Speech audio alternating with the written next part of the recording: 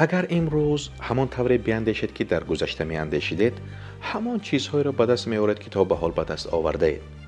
به این جمله گفتن میخواهم که برای دیگر خیلی نتیجه به دست آوردن باید فکر و طرز نگریشتان را تغییر دهید.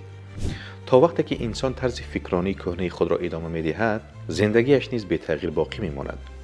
باید ما جرأت داشته باشیم که دایره فکرانیمان را وسیع نماییم، ایده های نو را آموزیم و از تجربه دیگران استفاده بریم. اگر شما تنها از روی دانش و فکرهای پیشین عمل کنید، پیشرفتی نو حاصل نمی شود. پس برای به دست آوردن دستاوردهای بهتر و بزرگتر، شوق آموزش و تفکری نوآورانه داشته باشید. جهانبینیتان را نو کنید تا که نتیجه های نو به دست آورید.